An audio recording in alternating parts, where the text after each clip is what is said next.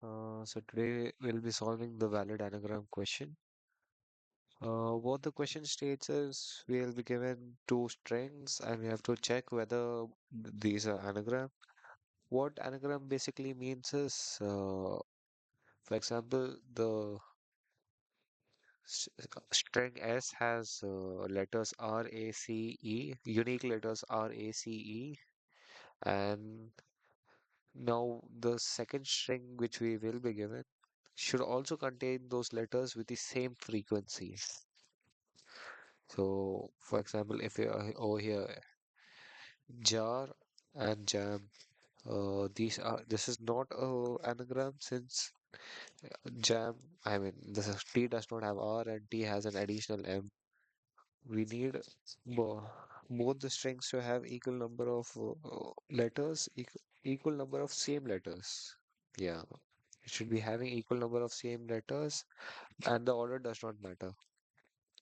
So to solve this, we basically have to see count the number. We have to just record the unique letters and then count their frequencies. And once you have counted those frequencies, we can go to the second string and start deducting those frequencies. Uh, what I mean by this is, for example, let's say, let's take the example of the race car itself. Race car. Now, the unique letters here we have is R, A, C, and E.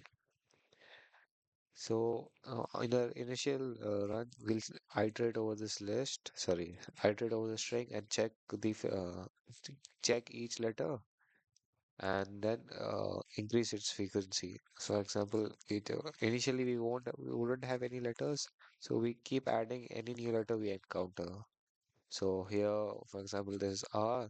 We we put the frequency as 1.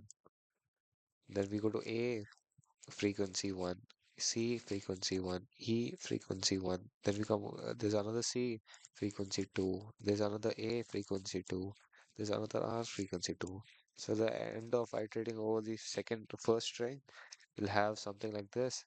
And then if we, let's say the second string is R, C, C, A, E, A, R. Now, if we had this string, we'll iterate over this and deduct deduct the frequency of the alphabet we find. So we found R, we deduct this thing. 2 minus, we'll deduct 1 from 2, so this will become 1. Then we encounter C, we'll make this 1. We encounter another C, we'll make this 1. And if we encounter E, we'll make this 0. This has become 0. Then we'll encounter two A's. This will also turn into 0. And at the end, this will also be 0. At the end, we'll have something like R0, A0, C0, and E0.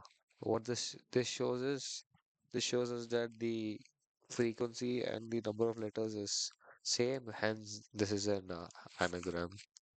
Now, we can do this in multiple ways. We can use a frequency array or frequency.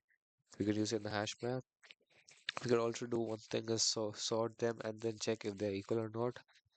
But using a hash map is more legible, I say. It is more legible. So let's code it up. Where am I? Yeah. First, we create a hash map of type character and integer. Name the map. New hash map. I forgot one thing. The edge cases. If the length or if the length of the strings are different, then they are obviously not an anagram.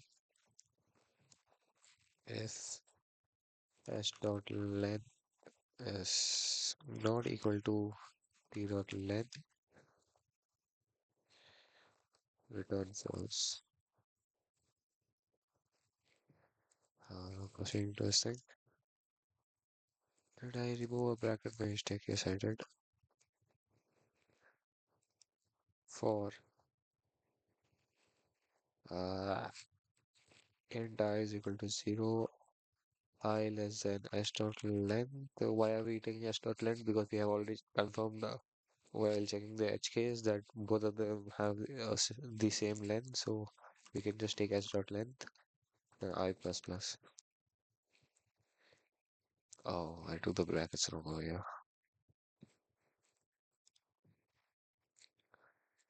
Now, now we'll add each character to the hash map and then increase it. Its frequency over there. We'll do this by map dot put the character we are at and then increase the frequency plus one.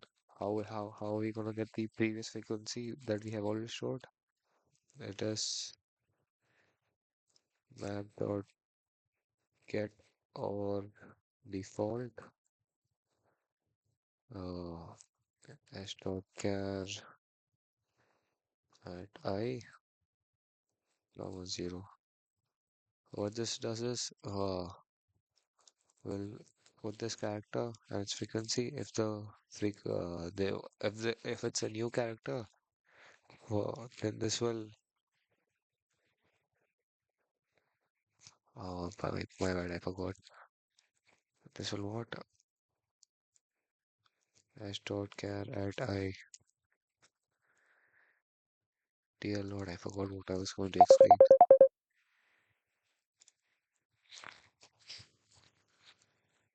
Anyways, I'm not going to edit that out. Basically, what it does, it if it isn't already in the map, it'll put it in the map and then give it a default value of 0. T dot will the same thing goes first thing, but when we are checking T, we'll just remove, subtract the frequency, and then we'll at the end we'll check if all of it is 0.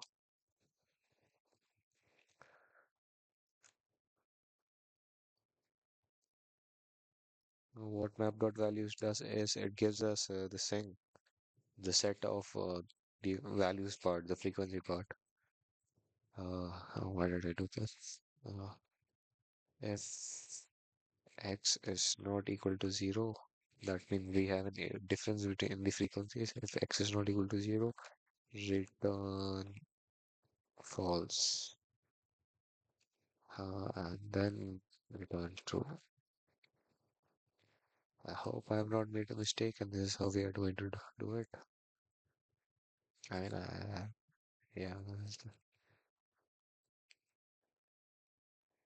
as I said, thank you for tuning in. If anyone has, thank you.